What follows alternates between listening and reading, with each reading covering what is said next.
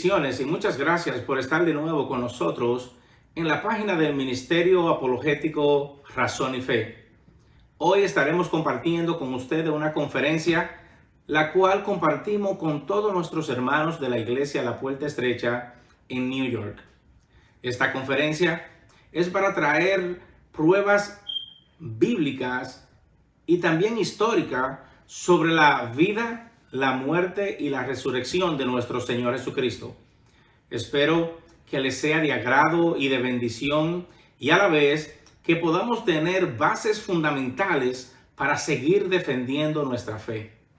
Sin más preámbulos, lo vamos a dejar ahora, ¿verdad?, con esta bella conferencia de nuestro Ministerio Apologético Razón y Fe.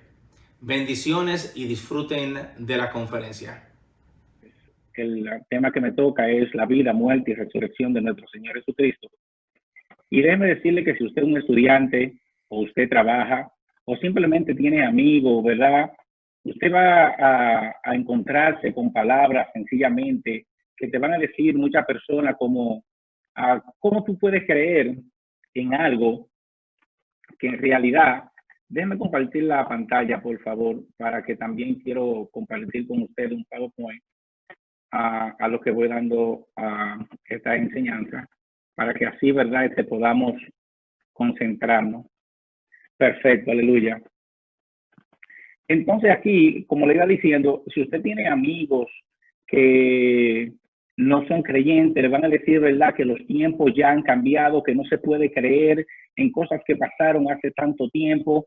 Hay muchos de ellos también que le van a decir simplemente, eso pasó ya hace mucho tiempo. Muchos de ellos te van a decir que Jesucristo nunca existió y te van a buscar una prueba o van a tratar de buscarte prueba de que Jesucristo no existió.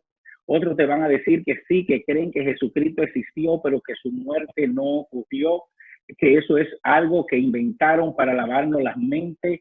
Y nos van a hacer unas cuantas preguntas y nos van a llevar, ¿verdad?, y van a tratar de llevarnos al límite. Pero déjeme decirle que para empezar con los tiempos, vengo a decirle que, por ejemplo, la historia de Alejandro el Magno, ese gran conquistador, las fuentes primordiales, incluyendo su biografía, fue redactada por Flavio Arrián y Plutarco. Pero esa redacción ocurrió 400 años después de su muerte. Mas, sin embargo, los grecos romanos cuentan y afirman esas fuentes históricas. Y le estoy hablando de una recuperación de 400 años después de los hechos. Más sin embargo, las evidencias de Jesús en el Nuevo Testamento dan lugar desde la primera generación. Esto le da mucha confiabilidad a nuestras escrituras y nuestras creencias, hermano. Lo que pasa es que muchas personas creen que lo crucial es más o menos el tiempo que existe entre la cronología y el tiempo de hoy. Pero lo crucial no es eso. Lo crucial es la fecha cronológica que existe entre la evidencia y los eventos. Por ejemplo, si la fecha cronológica entre los eventos y las evidencias son cortos, entonces no importa el tiempo que haya pasado después de eso. Óigame bien, las buenas evidencias, no importa el tiempo que hayan pasado, van a ser malas. Porque pase mucho tiempo, eso no va a derrocar las evidencias de ser buenas o ser malas. Por ejemplo, vemos los eventos que ocurren y las evidencias en una generación. Eso es importante, eso es lo importante, las evidencias y los ejemplos. Ahora, el tiempo que transcurre de entre los eventos, evidencia y el tiempo de hoy, no le quita valor a las evidencias siempre y cuando esas evidencias todavía se estén palpables y han sido recopiladas y la tenemos hasta el día de hoy. Con esto quiero decirle, hermano, que tenemos bastantes evidencias que muestran la confiabilidad de la Biblia, pero también demuestran que Jesús vivió en la tierra, que Jesús murió y que resucitó de los muertos. Déjeme decirle que el apóstol Pablo dice lo siguiente en la carta a los Corintios. Él dice en Corintios 15, 12 al 14, pero si se predica de Cristo que resucitó de los muertos, ¿cómo dicen algunos entre vosotros que no hay resurrección de los muertos? Porque si no hay resurrección de los muertos, tampoco Cristo resucitó. Y si Cristo no resucitó, vana es entonces nuestra predicación y vana es también nuestra fe. Aleluya. Nuestra fe está basada en la resurrección de Cristo. Antes de entrar al tema, yo quisiera, ¿verdad?, mostrarle a ustedes hipótesis o teorías que hay en contra de la resurrección. Luego esta misma teoría la vamos a ver al transcurso de esta presentación para mostrarle a ustedes la falsedad de estas teorías. Por ejemplo, está la teoría de la tumba desconocida.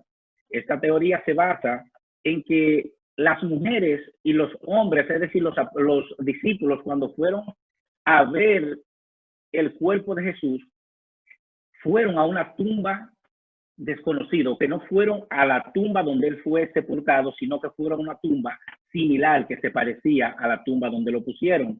Está la teoría sobre el desmayo. Esto lo que quiere decir es simplemente que Jesús nunca murió en la cruz, que él cuando lo bajaron no estaba muerto, estaba desmayado.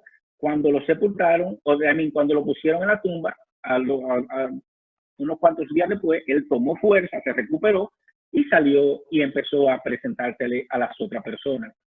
Está también la teoría sobre el robo. Esa teoría se basa en que los discípulos se robaron el cuerpo de Jesús para luego poder propagar y hablar del evangelio. Hay muchas teorías, pero vamos a llegar a esa última que quiero mostrarle hoy, que es la de la alucinación. Esta teoría lo que quiere decir, la de la alucinación, que Jesús teóricamente no se le apareció en carne viva a nadie, sino que simplemente todos las personas que vieron a Jesús después de su muerte, simplemente tuvieron alucinaciones con Jesús, que lo vieron a través de su mente solamente. Pero déjenme decirles, hermano, que para eso vamos a chequear primero qué es un mito y qué es una realidad. Un mito. Un mito es una narración fabulosa e imaginaria que intenta dar una explicación no racional a la realidad. Esto es una invención, esto es una fantasía. Un mito es cuando algo no es real, es algo que tú te creas. Y los griegos de aquella época siempre tenían muchos mitos y inventaban muchas cosas. Una realidad, ¿qué es una realidad? Una realidad viene siendo la existencia verdadera y efectiva de algo o alguien. En este caso, nuestro Señor Jesucristo. Mito, podemos ver a Zeus, ese invento que tuvieron, ¿verdad?, los griegos, y también a Hércules. Con esto ellos alimentaban, ¿verdad?, sus visiones, alimentaban su espíritu y creaban personajes para crear historias. Pero de esos personajes, usted no va a encontrar nunca nada concreto porque ellos no existieron. Mas, sin embargo, hoy vamos a hablar de la existencia de nuestro Señor Jesucristo aquí en la tierra. Aleluya. Jesús fue un personaje histórico. Cuando le digo que Jesús fue un personaje histórico, le quiero decir que durante los primeros 17 siglos, óigame bien, no los primeros 17 años, los primeros 17 siglos, nadie puso en duda la existencia de nuestro Señor Jesucristo. Nadie lo puso. Fue cuando vino la Ilustración que comenzaron a surgir hipótesis que traen esta consecuencia, que quieren negar la existencia de que Jesús vivió aquí en la tierra. La Ilustración, hermano, fue un movimiento cultural que existió o existe todavía por allá, por la área de Europa, y empezó en el siglo XVIII. Ellos querían negar la existencia de Jesús, pero no lo podían negar sobre las bases de hallazgos o descubrimientos nuevos, sino a modo de reinterpretaciones de los evangelios. Es decir, ellos querían incorporar los evangelios y querían traerlo a los tiempos mistológicos. Ellos querían poner los evangélicos y traerlo, ¿verdad?, a ese pensar griego y no darle base. Lo que quiere decir que ellos no le daban posibilidad a la revelación. Mas, sin embargo, hermanos, tenemos fuentes oficiales, históricas, que permiten, ¿verdad?, con certeza decir que en el siglo I, en la Palestina del siglo I, hubo un hombre llamado Jesucristo que fue crucificado por Poncio Pilato por las presiones del Sanedrín. Vamos a repasar ahora, ¿verdad?, personajes históricos del tiempo de Jesús. Como le dije anteriormente, ustedes ven que un personaje, por ejemplo, como Alexander el Magno, empezaron a aparecer su biografía y todo eso después de 400 años después de su muerte. Mas, sin embargo, nosotros tenemos pruebas de nuestro personaje, nuestro Señor Jesucristo, que datan desde el primer siglo. Estamos hablando, por ejemplo, de los evangelios que empiezan a ser escritos 30 años después de Cristo. Y vamos a hablar hoy, ¿verdad?, también de unas fuentes históricas, fuentes judías, fuentes paganas y fuentes bíblicas. Vamos a empezar con fuentes judías. Vamos a hablar de Flavio Josefo. Este fue, ¿verdad?, un historiador judío que escribió un libro llamado Las Antigüedades. En este libro, que fue escrito más o menos en el 70 al 90 después de Cristo, él hace redacciones en ese libro sobre Jesucristo. Más sin embargo, no solamente redacta a Jesucristo en este libro, sino que él también hace mención de Juan el Bautista y hace mención de Santiago, el hermano de Cristo. Estas son fuentes judías, hay más fuentes judías, pero acuérdense que por presión del tiempo estamos trayéndole algo para que podamos entender de dónde venimos. Existen también fuentes paganas. Tenemos a Cornelio Tácito. Cornelio Tácito tiene un documento llamado de los Anales. Este documento redacta más o menos al 115 después de Cristo y redacta cómo el pueblo quería, ¿verdad?, culpar a este hombre, a Nerón, de que él incendió a Roma, que él incendió la ciudad de Roma. Mas, sin embargo, Nerón, tratando de limpiar sus manos, de salir inocente, decía que se dice que él perseguía a los cristianos. Oiga la palabra, cristianos. Es decir, esa palabra vino a existencia después que los discípulos empezaron a seguir los pasos de Cristo. Tenemos otra fuente también pagana, que es de Plinio el Joven. La mencionó también el ministro Acevedo en su conferencia. Plinio el Joven, óigame, ese fue un gobernador de Bitinia y era un hombre terriblemente cruel. Él le mandaba, ¿verdad?, correspondencia a los emperadores. Por ejemplo, él le mandó una correspondencia al gobernador Trajano. Eso fue más o menos en el 106 después de Jesucristo. Y ahí le incluía informes de cómo él cogía a los cristianos y lo forzaba o quería forzarlo a que ellos maldijeran el nombre de nuestro Señor Jesucristo o que lo rechazaran. Cuando ellos no lo rechazaban o lo maldecían, entonces él explícitamente mandaba decir en ese documental que él mandaba cómo él castigaba a los cristianos, cómo él le daba muerte a los cristianos por el simple hecho de no querer negar a nuestro Señor Jesucristo. Ahora que tenemos fuentes paganas, ¿verdad?, y tenemos también fuentes judías, vamos a dar entonces también las profecías. Yo iba a hablar de las profecías cumplidas en la vida de Jesucristo, pero el ministro Acevedo en su conferencia ya cubrió casi todas las profecías que se cumplieron a través de la vida de Jesucristo. Vamos a hablar entonces de sus enseñanzas y milagros. Jesús, por ejemplo, un milagro que pasa, que él anda sobre el mar, sobre el agua. Lo podemos ver en Juan 6, 16 al 21, en Marcos 6, 15 al 21. Lo podemos ver en Mateo 14, 22 al 27. Jesús alimenta a más de 5,000 personas con un par de panes y unos cuantos pececillos. Eso lo podemos ver en Juan 6, 1 al 15. Jesús sana a un paralítico en Bethesda. Eso se puede ver en Juan 5, del 1 al 18. Jesús sana a un leproso. Lo podemos ver en Mateo 8, 1 al 4, en Marcos 1, 40 al 45 y también en Lucas 5, del 12 al 16. Y quiero recordarle, hermano, que cuando estos hombres se sentaron a escribir las escrituras, no se sentaron a decir, ok, me senté aquí, vamos a escribir la Biblia. No. Ellos, como hombres normales, se sentaron a escribir, pero no se daban cuenta que ellos estaban siendo usados por el Espíritu Santo para que nosotros podamos tener estos récords el día de hoy. El Espíritu Santo usó estos hombres para escribir y que nosotros podamos tener récord palpable de la vida, de la existencia de nuestro Señor Jesucristo aquí en la tierra. Ya que analizamos la vida del Señor Jesucristo y que podemos saber que Él existió, que podemos verlo, porque también en los récords romanos se encuentran muchísimas pruebas de la existencia de Jesucristo aquí en la tierra. Vamos a hablar de la muerte de Jesucristo. La muerte de Jesucristo para muchos empieza cuando Él empezó a ser castigado, cuando estaba caminando hacia el Gólgota con la cruz. Para mí la muerte de Jesucristo empieza en el monte de Getsemaní. En el monte de Getsemaní, Jesucristo hace la siguiente oración. Eso lo encontramos en Lucas 22, 39 y 44. Dice de la siguiente manera: y saliendo, se fue como solía al monte de los olivos, y sus discípulos también le siguieron.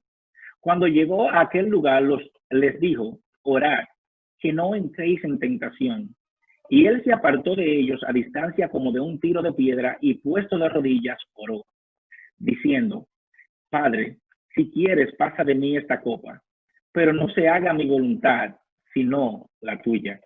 Y se le apareció un ángel del cielo para fortalecerle. Y estando en agonía, oraba más intensamente, y era su sudor como grandes gotas de sangre que caían hasta la tierra. Aleluya.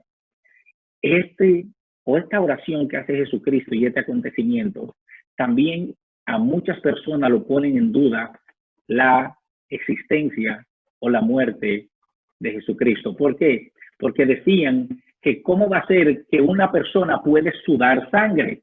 Pues déjeme decirle que los científicos, los médicos, le llaman a esa enfermedad es hematidrosis.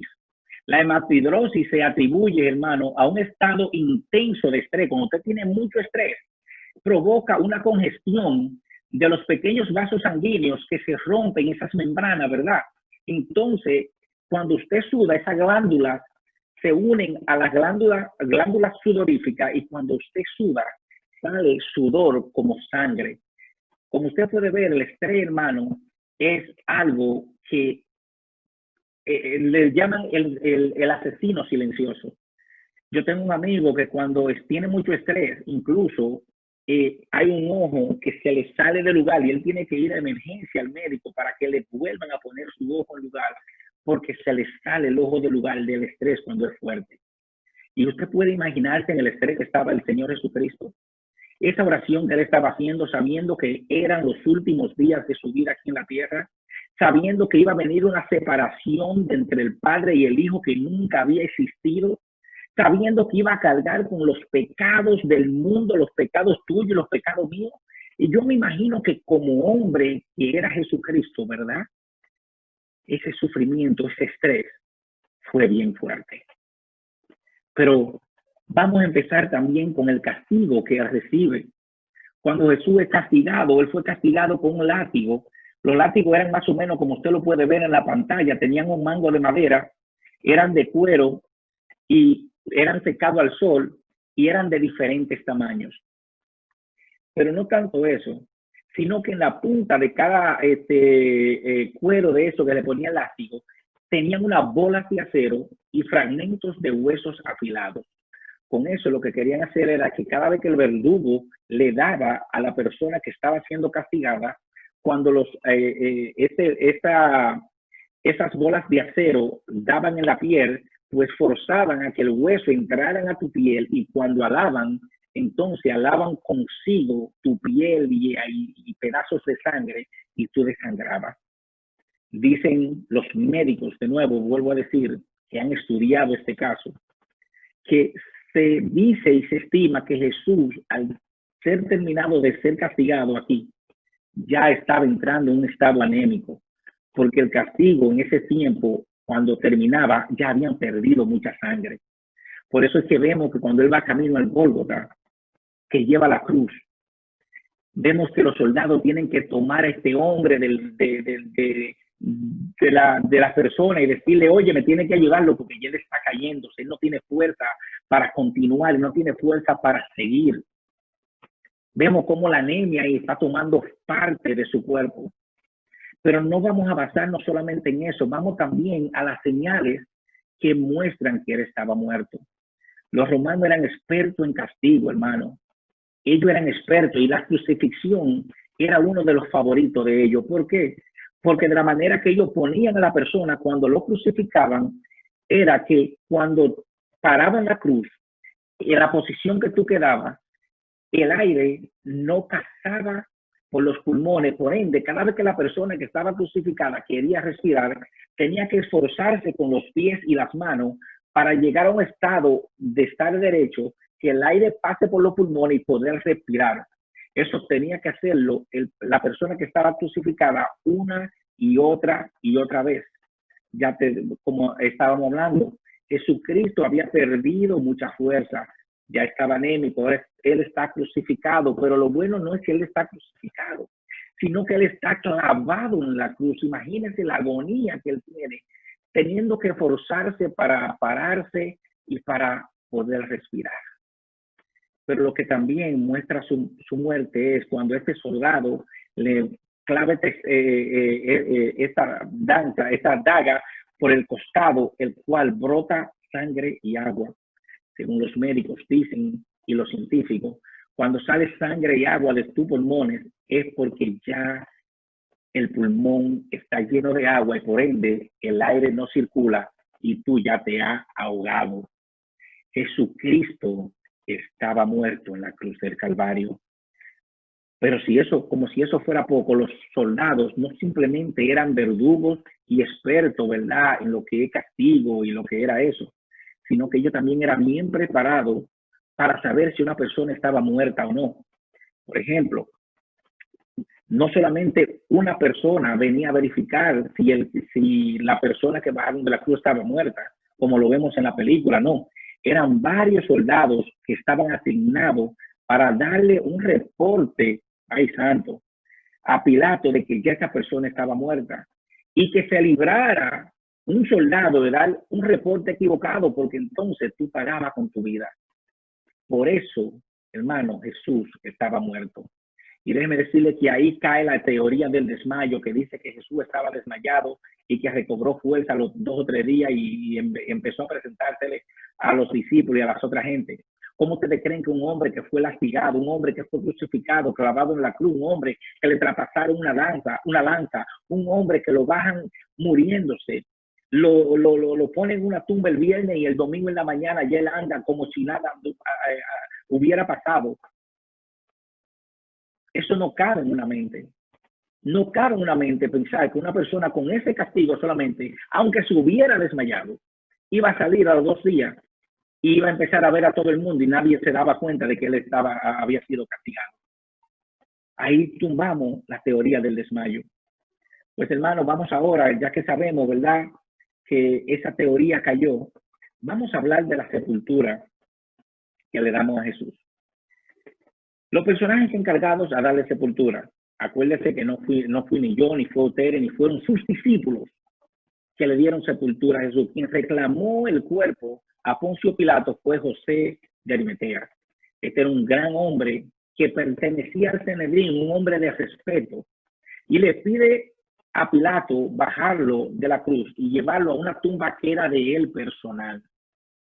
Cuando él lo lleva, tenemos también que hay muchas personas que están viendo oscularmente dónde están poniendo el cuerpo de Jesús para luego venir, ¿verdad?, a darle, como diríamos, propia sepultura, a prepararlo como debía de prepararse, ya que ese día no se pudo preparar. Pues también, hermanos, este Jesús fue el único hombre en la historia que ha sido custodiado después de su muerte.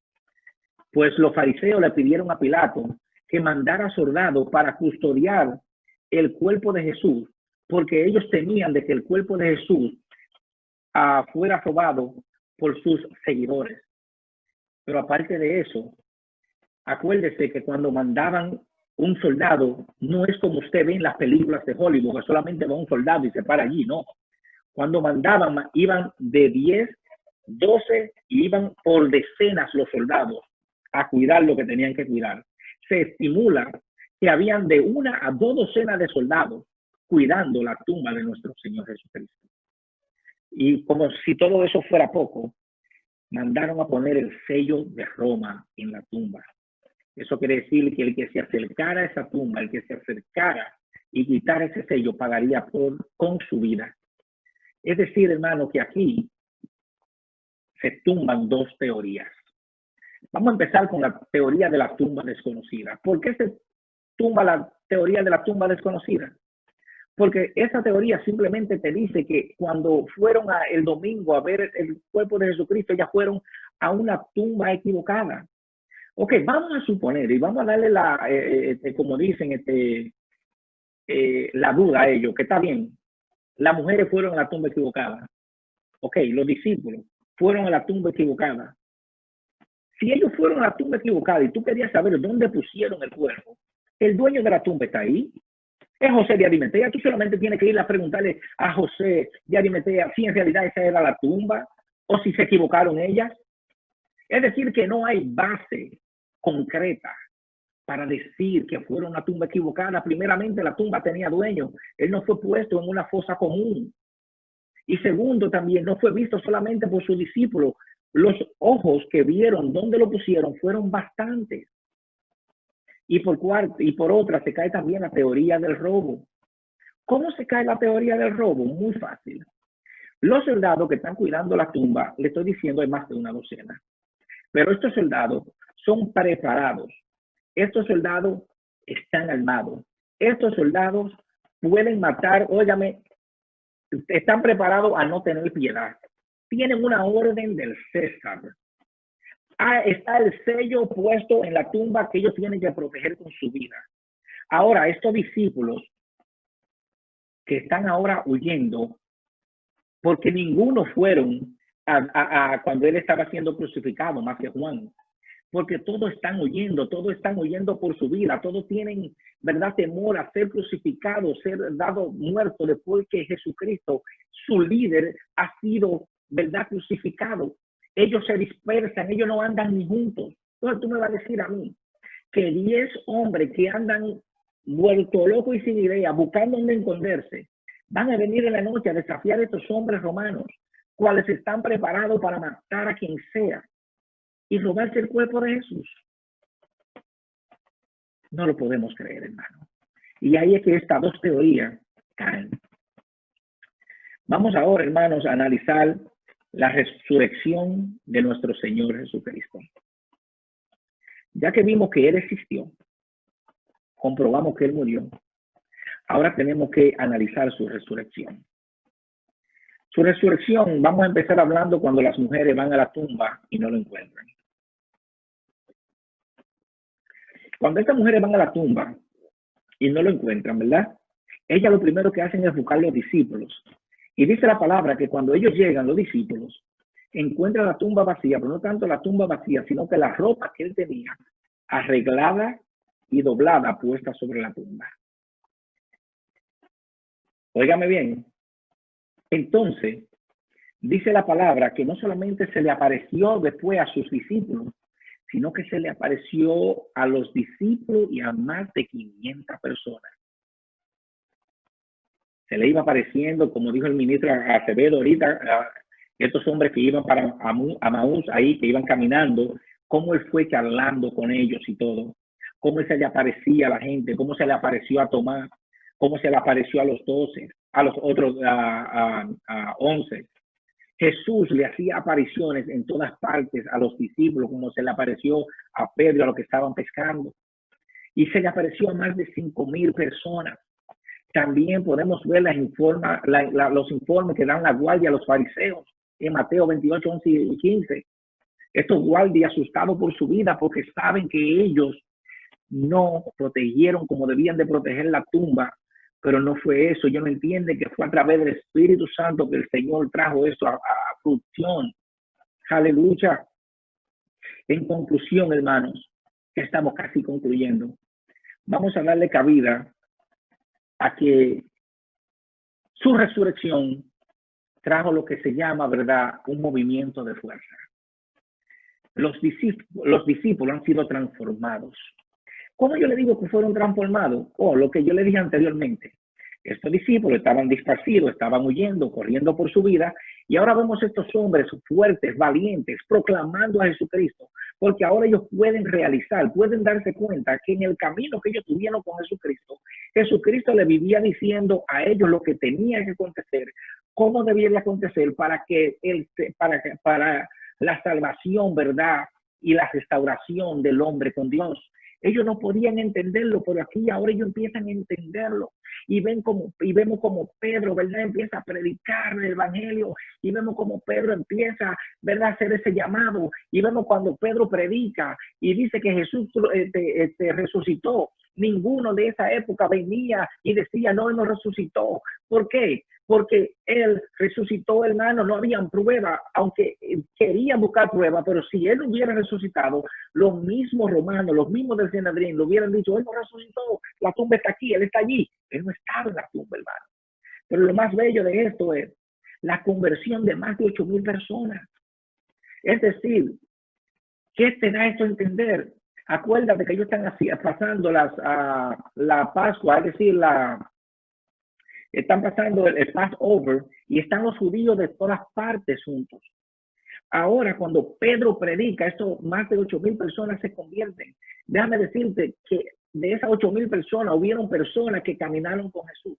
De esas 8,000 personas, hubieron personas que lo vieron siendo crucificado. Esas 8,000 personas, si no lo vieron, tuvieron un roce con familiares que vivían en ese tiempo allá donde vivía Jesús y los discípulos, y ellos le hablaban de Jesús.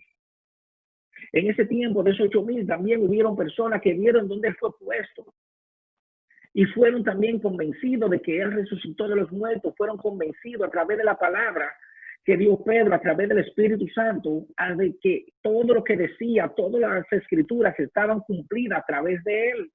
Aleluya. Eso vemos con más de 8,000 personas también. ¿Por qué creyeron ellos el evangelio? ¿Por qué creyeron el mensaje? Porque a través de como ellos vieron a Jesucristo, oyeron de él, el Espíritu Santo ya estaba en la tierra y empezó a trabajar en el hombre y en la humanidad. Aleluya. Hermanos, en conclusión, quiero decirte que Jesús no está en la tumba porque él vive. Y él está en el cielo sentado a la diestra del Padre y está abogando por ti y por mí. Y la tumba todavía está vacía. Dios te bendiga, Dios te guarde. Te damos muchas gracias por participar con nosotros. Muchas bendiciones y gracias por compartir con nosotros esta bella conferencia. El Ministerio MALF, Ministerio Apologético Razón y Fe, es un ministerio creado desde el centro de nuestro corazón para defender la fe cristiana. La Biblia y nuestra fe está siempre bajo ataque de ateos, escépticos, críticos, sectuarios y seguidores de otras religiones. Por eso le decimos que la apologética cristiana es la ciencia de la defensa de la fe cristiana. Nuestra misión en este canal es de dar una defensa sólida y razonable de las verdades centrales de nuestra fe. Para ver más videos como este, síguenos en este canal de YouTube y suscríbete presionando también la campanita para recibir notificaciones cada vez que tengamos nuevos materiales o nuevos estudios. Esperamos haber sido de bendición y te esperamos en un nuevo estudio. Dios te bendiga y muchas gracias.